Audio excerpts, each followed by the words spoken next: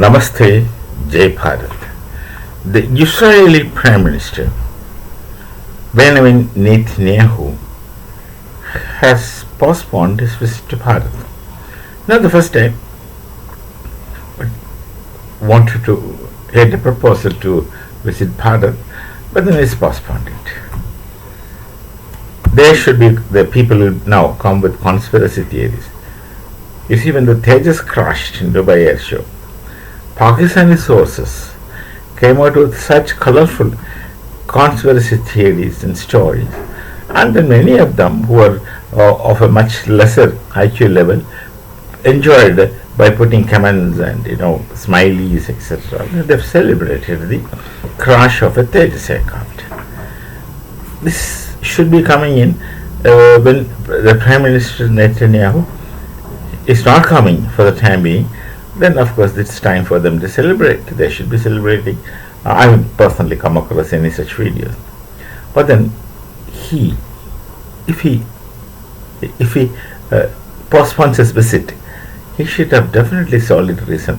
You don't connect it with the Delhi terrorist bomb blast. It was not a terrorist attack. A terrorist bomb he could not manage because he was detected by the security agency, so he had to blast himself. That's why the blast took place.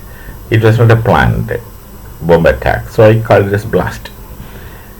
So there's no connection between that. As a matter of fact, because the Prime Minister of Israel, his security is, I think, the toppest in the world.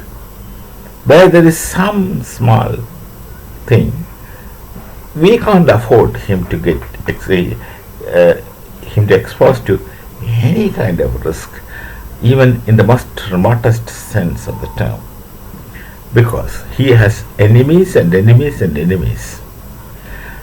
Not just terrorist groups as enemies, individuals are his enemies, and nations are his enemies. How many nations are his enemies you can sit and count? Or it will be easy for it to count how many nations he has as friends, or how many nations are friends of Israel. Israel has got more enemies than friends at national level as nations in the world. So his securities should be impeccable. And when he need not to come to Bharat to show his friendship, which is understood by the people of Bharat. Everyone in Bharat knows how the Jews are close to us, and everyone in Israel knows how the Hindus are close to them. That's a simple thing as that. We need not to prove it to anyone. We need not to produce evidences. We need not to test in any situations. This is actually very centuries-long relations. Geopolitics had come yesterday, but actually the relationship is centuries-long.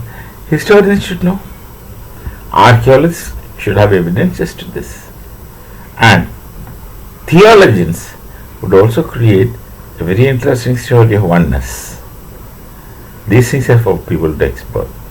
And Israel knows it and Bharat knows it. So he's coming and not coming. It's an opportunity for the Pakistanis to create conspiracy theories. But I'm just telling there's nothing behind it. There's nothing unusual in it. And there's nothing strange in it. Somebody would want to say the relationship between Bharat and Israel is strained, and that's a wrong concept. That is what I call as conspiracy theories. Nothing wrong. Things are more stronger than ever. So this is on some technical ground. But in capital letters, the security of Benjamin Netanyahu is not a matter of joke. It is taken seriously. It has to be taken seriously. People have to take it serious, and then we can't afford to give any possible loopholes, not just loopholes, any possible loopholes and any probable loopholes. So there's no point in taking a risk. We don't have to prove anything to one another. We know one another, and our transparency is really, really transparent. We shall meet again. Namaste. Jai Bharat, Jai Sri Ram.